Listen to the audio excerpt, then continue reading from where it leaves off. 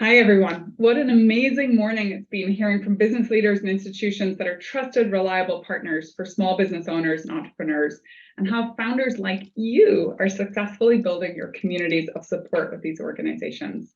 We know that we've just scratched the surface on exploring working capital as an option, but we wanted to get started, and there's much more that Ladies Who Launch will be bringing in the months ahead.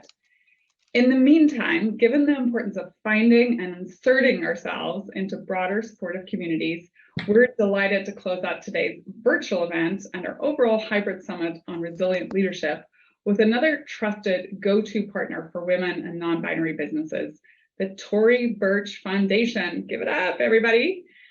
Joining us to talk more about the superpower that results when community and capital opportunities come together are Heesun, Program Director, Tory Burch Foundation, and Tory Burch Fellow and LWL Launch Program alumni, LaTeasha Gaither-Davis from Therapeutic Focus. Together, we'll talk about exploring new communities and capital opportunities and how small business owners can maximize their success by leveraging these resources and so much more. So with that, I'm so pleased to introduce Heesun and LaTeasha. Hello, both of you. Hello. Let me give I'm going to give a little bio on both of you because you're both so amazing that everyone on here should know who you are. So Heesun has spent over 15 years in the entrepreneurship world as a founder. So she's lived it, people, an investor. Yes, she's known where to get the money, and a connector with several entrepreneurial initiatives. She's done equity. She worked at Republic, an equity crowdfunding platform with a mission of democratizing access to investing and getting more founders funded. She's on the board of governors for the Center for Creative Leadership, a global nonprofit provider of human-centered leadership development and research. She's also mentored and coached hundreds of early stage startups over the years. And then LaTeasha's one of our own because she's a grantee from Ladies Who Launch, which is how we found her. But she is the founder and CEO of Therapeutic Focus, a pediatric therapy clinic established in 2011 that provides exceptional occupational, physical, and speech therapy services to children with disabilities. She's grown her practice from a single member to a staff of 21. Go girl! She received a bachelor's and master's degree in health sciences from the University of Central Arkansas and is currently pursuing a doctorate in educational leadership. Where do you find the time? Okay, so with that, Heesun, we'd love you to start by just sharing a bit of an overview of the Tory Burch Foundation. I know a lot of the folks here listening in know some about Tory Burch. Maybe some folks are meeting it for the first time, but we'd love to hear a little bit more about how you're connecting community and providing access to capital. Yes, no, thank you so much for having me today. It's such a pleasure. Ladies Who Launch and Tory Burch Foundation have such amazing synergies. And so, again, so happy to be here. Thank you for having me. So the Tory Burch Foundation, our mission is really to empower women and women entrepreneurs with capital, education, digital resources. And for us, we've really done a lot of our work through some of our flagship programs like the Fellows Program, which is a year-long engagement with the foundation, which LaTeasha is an amazing example of. And we actually just opened applications for our next cohort. So if anyone is interested, please check it out on our website. But also just providing different types of resources and access to both information, community, which really is at the foundation for everything that we do, and really figuring out new innovative ways to bring resources to amazing women entrepreneurs and founders. And so the foundation has been doing quite a lot of work over the past couple of years, really kind of opening up different avenues for women to get access to information for different resources like capital. For example, we've worked with Bank of America on highlighting the work of CDFIs, or community banks, basically, helping women get access to lower interest rates by buying down 2% of the loan through that program. We've worked with amazing partners like Fearless Fund and The Crew with our Women of Color grant program, where we're providing $20,000 grants to women of color owned businesses across the United States. And we've also been experimenting with different types of capital resources for our own fellows, where we've been partnering with Kiva to do zero interest loans for, contract financing for business operations, and really kind of going back to what you were speaking about democratizing access. We're really using this time and space to rethink and innovate around how we can bring more of these resources to our founders in the community. Yeah, so hopefully you all heard Kiva at zero interest loans, because for sure in a world where interest rates are only going up, please keep looking for those interesting avenues. And then you also mentioned CDFIs. I didn't actually know, I didn't grow up in the US. I'd never really come across CDFIs until a little bit later in my career, but they are a very interesting way to think about financing in the community. In fact, at Nextdoor, we just worked with a bigger organization called OFN that then funds CDFIs. And we did put in money to create the ability to do more debt, actually a loan program. So things to go look up. When you have a moment, go Google that and find out who is in your community, because they're very specific to the community that you live in.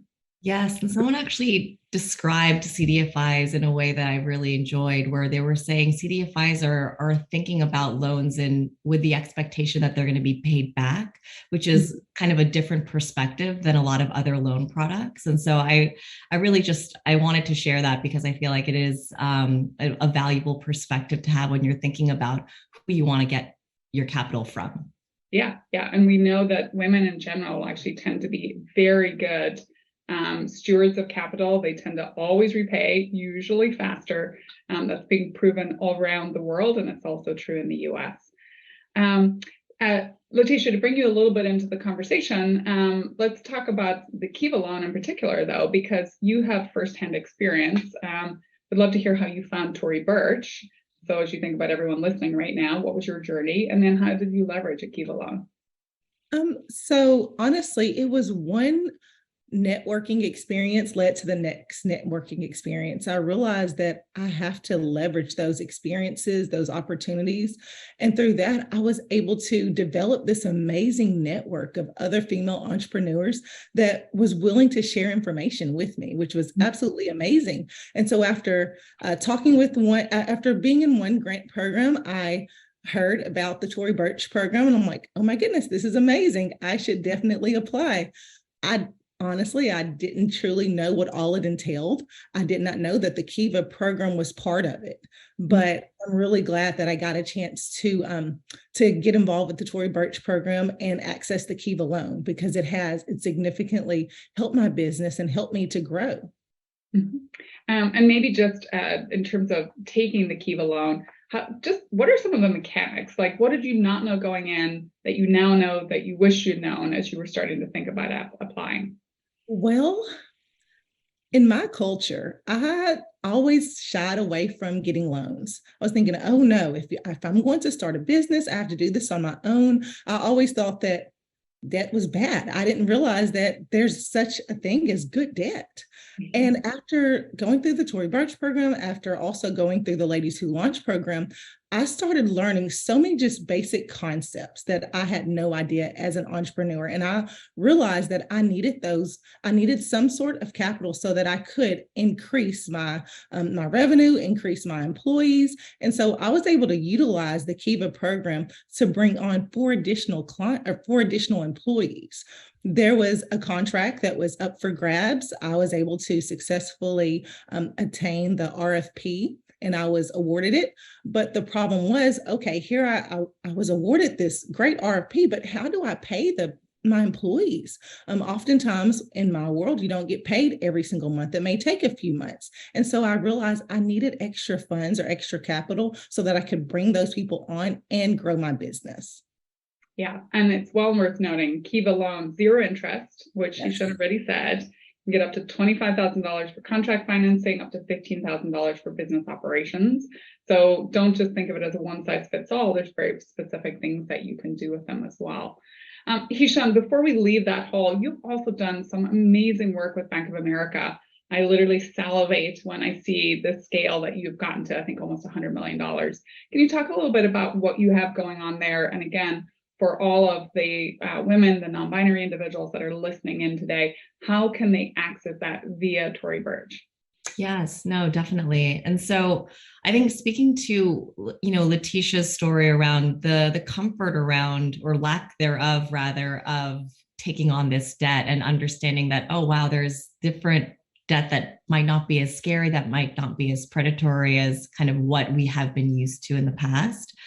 I think Kiva, for us, we've really been able to do that through this unique partnership. The $25,000 for contract financing is actually something that we've kind of agreed upon with Kiva separately. And so we're able to kind of work through that, but they do offer up to $15,000 in zero interest based on their own underwriting processes.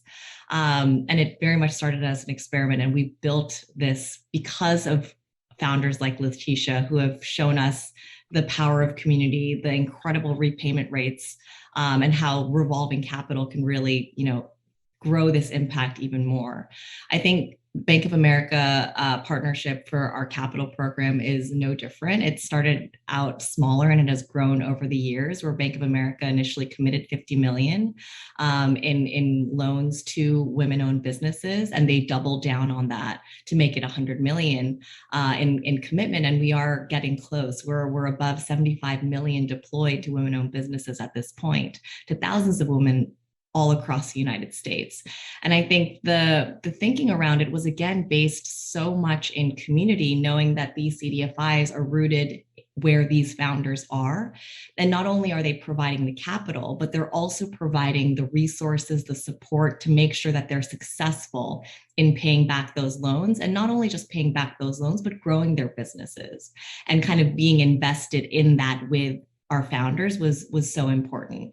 I think in terms of accessing these CDFIs, you can find them on our website. Of course, we have a kind of a form that you can fill out to get connected to a CDFI, or it's really as simple as kind of going to like a CDFI directory. Bank of America has an amazing one as well, where you can go and search in your region, because it is so community focused.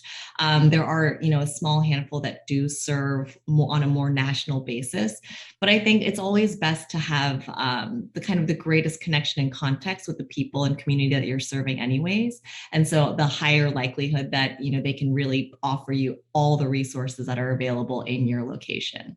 Yeah, I mean, I think you're getting right to the heart of it. What I see in a lot of those programs that I love is that their KPIs, well, they certainly have financial KPIs, but repayment rates and so on, but they also tend to have a lot of community-based KPIs. And one of the things I love about the founders I get to meet through Ladies Who Launch is, I always feel like, first of all, you all give back from $1, and you often found your businesses because they impact the community. And so again, I think these are your peeps who understand why you're doing what you're doing, why it's important. And it isn't only about the financial metric, or at least the financial metric can be so much broader if it's involving, getting unemployment down, getting more people in working in your company, the impact that you can have on extended families and so on.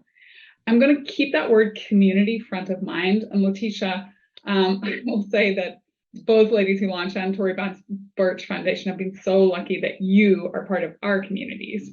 You do an incredible job, I think, building diverse and expansive community and helping your business grow at the same time. Talk to us a little bit about how you started to build your community, how you've accelerated it as you've gone through these types of programs. And just, again, advice to everyone listening. How do I use my community to help really benefit my growth as a business? Yes. So when I first started, actually, even though I've been in business since 2011, I didn't truly have a close-knit community of fellow entrepreneurs. But when the pandemic hit, I felt so alone and to myself. And I was like, you know what? I really want to continue my business, but I just felt like I didn't know what to do. So I started Googling, honestly. I started Googling, and one Google search led to another Google search. And I ended up running into this one grant. It was called the Count Me In Revival. And they talked about, they had a grant and how they would provide entrepreneurial women with support. And I'm thinking, this is what I need. I needed to learn to pivot. I wanted to be able for my business to thrive. After being in that group, I ended up meeting other women, and it was so amazing. We had like an email thing, Facebook chats going on. And I would get these reminders or updates, and they're like, hey, have you considered this community, or have you considered this grant program? And literally, that's how I have built my community. And honestly, I've been through several of different grant programs and different just programs in general. But with each program I go through, I end up meeting at least one or two persons that I'm able to just add to my team of network. And that's how I've grown. It's amazing. And you also are pretty special because you have been willing to put yourself into competitions and do some pitching. Can you talk a little bit about that journey and what your outcomes have been? Yes, well, I never knew anything about pitch. When I went through the Tory Burch Fellowship, they said, hey, there's this opportunity. We will build you a pitch deck and we're going to help you. And I thought to myself, why would I even do that? Why would I put myself out there? I am in the healthcare field. There's never any pitches for people in my field. But I said, you know what? This is an amazing opportunity. Why not? I just put myself out there. It was definitely, I was outside my comfort zone, and I did it. And literally, after the Tory Burch Fellowship gifted us this amazing pitch deck, about 2 or 3 weeks later, I get an email from the Women Business Center, and they said, hey, we are doing a pitch competition. And I'm thinking, okay, this must be a sign. So let's just try it. And I did. And to my surprise, and yes, I'll say surprise because I didn't know what I was doing, but to my surprise, I won first place.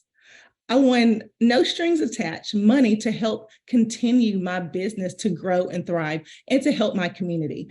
And if I had not known about the Tory Burch program or the fellowship program, I never would have been introduced to a pitch. I wouldn't have known how to even speak or build a pitch deck or anything.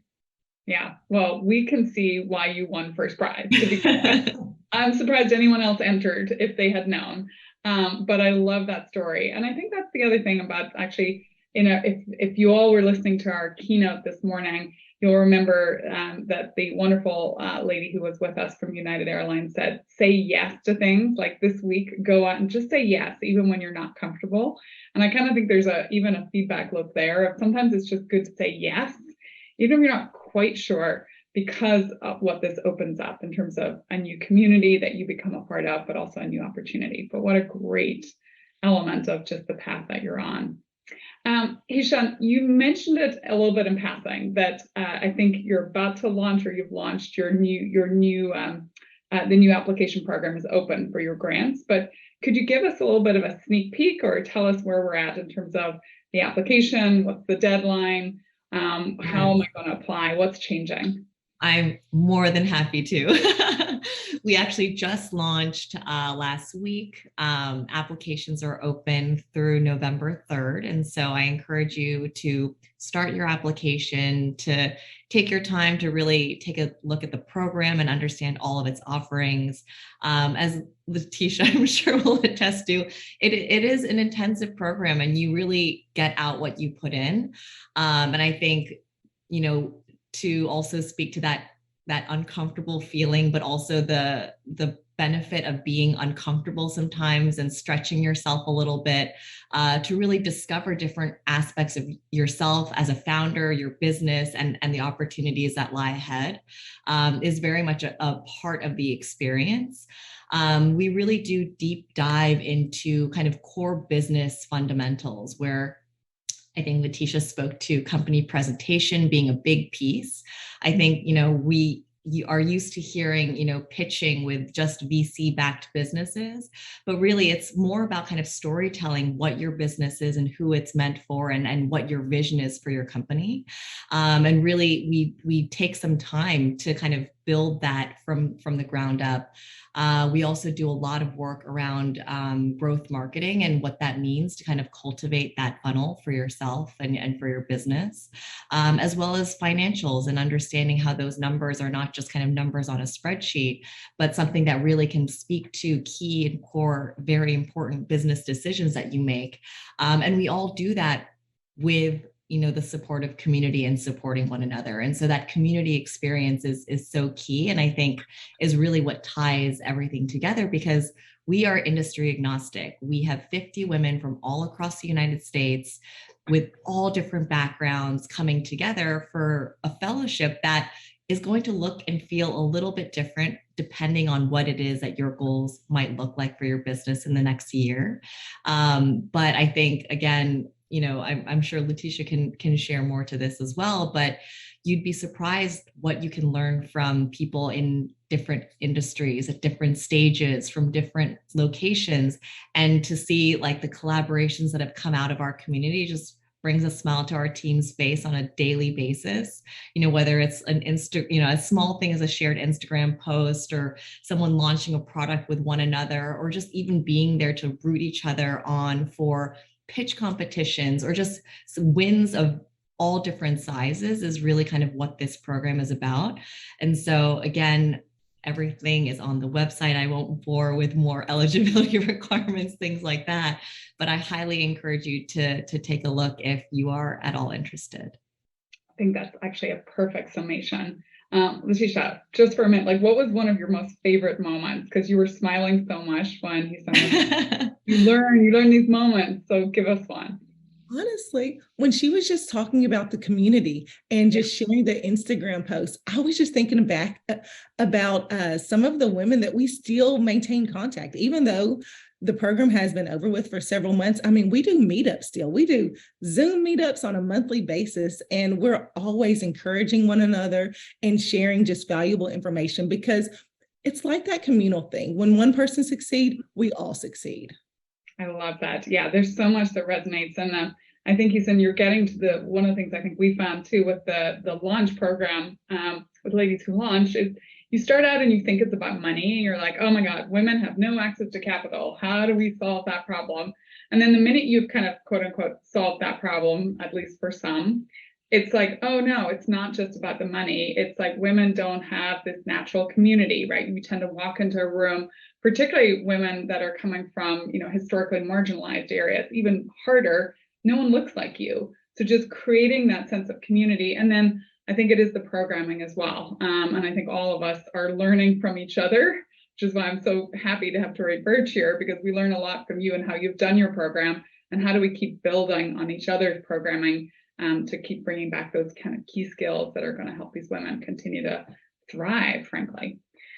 I'm going to pivot for the last little bit of our closing keynote here to just talk to you a little, like really as individuals, less now with your kind of business hats on, but in terms of how you've grown, what's the one action or the one piece of advice that you would give everyone who's listening in on the call right now? So maybe it's a twofer there. What's your one piece of advice? And then what's the one thing you want them all to do this week? And I hope they've all been keeping a list through all of our keynotes and panels. Who wants to go first? Heesun, you look like you're ready to go. Ooh, one piece of advice. I mean, if you don't have one already, I would definitely find a community or communities that you feel like you can both learn from and contribute to. And don't sell yourself short about what you can contribute, because everyone has something that they can contribute. I think oftentimes it's really hard for us as women to think about those positive things outside of, who we are and the roles that we play. But you have so much to give. Don't sell yourself short. And I would definitely, fulfill that within as many communities that you can find and be a part of. And then in terms of something that I think you should be doing right away this week, that's quite easy for me. Start an application. Yes, I would agree with that. LaTeasha, what about you? Best piece of advice, and then what's the one thing you want all the women listening in to go do? I would say my best piece of advice is be more intentional about seeking capital. I was told a few years back from a successful entrepreneur, her name is Nell Merlino. She told me during the pandemic, LaTeasha, you need to make it a habit to look for funding opportunities for your business. And once I did that, I realized that the opportunities are honestly, truly, they are boundless. We just have to be intentional in our search. And so my one piece of advice is going to definitely mirror what Heesun said, but I want you to search for a grant and apply. I love that. Yeah. And it is the growth begets growth. And I find sometimes women self-limit in so many ways, right? We do it to ourselves. Heesun, to your point, we have so much that we can give even when we think we don't, but we also are a little afraid to kind of lean in. And I think that does hold us back. And, you know, I always say, if you're not doing it for yourself, do it kind of on behalf of all womankind, because you're just opening doors for everyone else that's coming behind you. Wonderful. Well, this was great. Thank you, Heesun. Thank you, LaTeasha, for sharing all your insights. Thanks to the audience for joining and spending the day with Ladies Who Launch and our community. We would love you to kind of lean into all the different folks you've heard from today, whether it was Women's First Bank, right? A women-founded, operated bank for women by women. I mean, it's amazing. Tory Burch Foundation. And of course, the inspiration that you're getting from folks like LaTeasha. I spent forever talking about Michelle Piscatori's granola this morning. I think I must have been hungry as I started out our day with you all. But I get so much fire in my belly when I hear about how these entrepreneurs have just leaned in. It's not always been easy, but they've found their way. If you can take a moment to do our post-event survey, we'd really appreciate it. It helps us get better. And just keep doing the amazing work that you're doing and leading your communities. We can't wait to see you again at the next Ladies Who Launch event. Thank you. Thank you. Thank you.